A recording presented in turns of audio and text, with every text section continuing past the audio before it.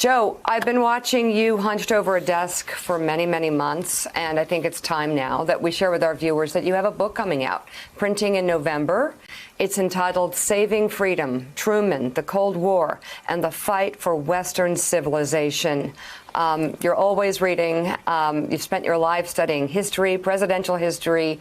But why Harry Truman and why now? Well, I was hunched over the desk, of course, because Willie and I look at the dogs and try to pick the writing and writing and when writing. I wasn't looking at exactly. It's a hard job, but somebody has to do it. But no. So when I wasn't doing that, I've been working on this book and writing on it a long time. Harry Truman, of course, had an extraordinary biography written about him by David McCullough several decades ago. And there was a part of his story that I thought was extraordinarily timely, and that was what he did following World War II. We obsess so much, and I obsess so much in my reading about World War II and the greatness of Winston Churchill and FDR and Eisenhower and the Allied powers. But what happened after the war actually shaped our world as much as any presidency. Truman, of course, met Stalin at the end of the war. And it's hard to remember, but the Soviets were our allies, took the brunt of the casualties during World War II. And immediately following the war, this guy who was a failed haberdasher from Missouri, a simple man, had to actually lead Western civilization in its fight against Stalin's aggressive overtures across Europe. And so it's a story of an accidental president, a guy who, when FDR in 1944 at the Chicago Convention phoned him and asked him to be his vice president, he said, "Go to hell." And FDR, who wasn't used to being crossed, responded back to him. He said, "Well, if you want to break up the Democratic Party in the middle of a war, go ahead." And Truman reluctantly decided to take that on. But that was 1944. He becomes president in April of 45. He doesn't even know about the atomic bomb. FDR had kept that from him. They had only met a couple of times after he was selected to be on the ticket. He then had to make the decision, that fateful decision. And then going into 1947, Greece and Turkey were in danger. Stalin and the Soviets were looking to move westward. And it was Harry Truman who, after the British sent two diplomatic notes saying, "We are exhausted. We can no longer defend Greece. We can no longer defend Turkey." Harry Truman had a decision to make. Did the United States go back into their isolationist mode, which we'd been in since George Washington's farewell address? Or did the United States actually create a doctrine, which was a follow-up to the Madison or the Monroe Doctrine, and that would actually contain the Soviet threat? And this is an incredible story of how he did that with Republican support, who were isolationists at the time, and how he did it with Democratic support as well. And Willie, the world that we live in right now, the foreign policy structures, whether you talk about NATO or whether you talk about, again, the Truman Doctrine, the world we live in was shaped by this simple man from Missouri. Nobody would have expected it. David Ignatius called Truman an American miracle, and that's exactly what his life proved to be.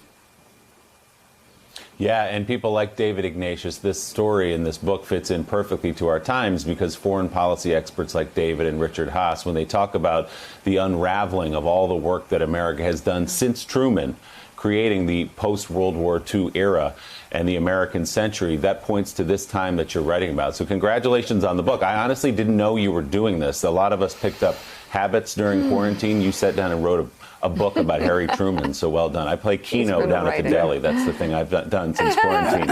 But Joe, you mentioned accidental president, and he really was. I think people don't realize or don't remember that he'd only been vice president for a couple of months when FDR died. Right. Yeah. And I think the story is, you'll know better than I do, that he was having a drink with Sam Rayburn in Rayburn's office, gets a phone call to come to the White House, and Eleanor Roosevelt, the First Lady, informs him that FDR has died.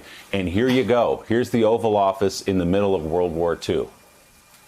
In the middle of World War II, and of course that famous exchange between the two, Harry Truman knew that FDR was in bad physical shape, but at the same time was shocked by the news and asked the First Lady if there's anything that he could do for her. And she said, "You're the one in trouble now. What can we do for you?" And you're right. They were still at war in Europe.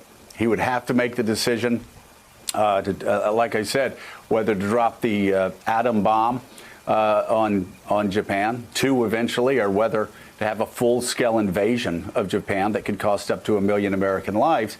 But you're right. He was such an accidental president, and he was a guy. He was, just to simplify this, the Rodney Dangerfield of chief executives. His entire life, his mother-in-law had no use for him from the second he met his wife until she died in the White House. And he never seemed to be able to get too many people's respect. He only ran for Senate in 1934 because the first four men that the party boss wanted to run refused to run. So they pushed Truman out there, who had a shocking victory in 1934. He ran for re-election after 6 years of supporting FDR. In 1940, he was considered dead in the water by the St. Louis Dispatch.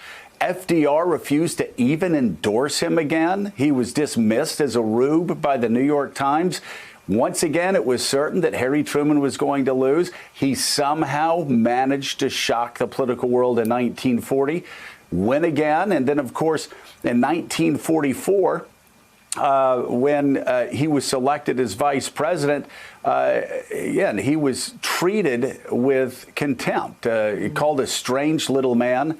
And I remember, and I tell the story briefly of my parents, my mom telling me that, they were a rural family in Dalton, Georgia, had struggled through the Great Depression. It felt like they only got through the Great Depression because of FDR and the New Deal.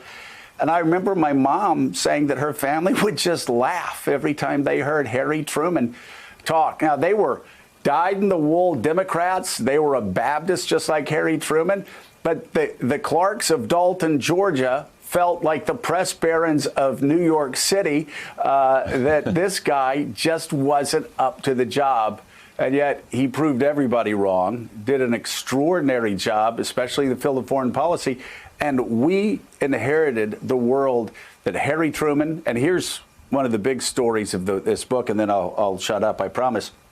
Harry Truman surrounded himself with some of the greatest minds in foreign policy. Harry Truman, Dean Acheson, George Marshall, Kennan.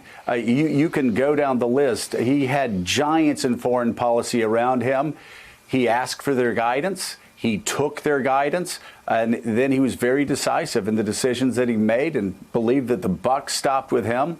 And most of those decisions he made were the right ones and changed the world we lived in and ensured that the world we were born into was a world in the middle of the American century. We look forward to it, and I look forward to you being done with writing the book. Still ahead on Morning Joe, another state that rushed to reopen during the pandemic reaches a grim marker in terms of deaths. We'll get the latest on the U.S. response. And this programming note, on Friday, the morning after Joe Biden accepts the Democratic nomination, the woman who knows what it's like to run against Trump, Hillary Clinton, will be our guest. You're watching Morning Joe. We'll be right back.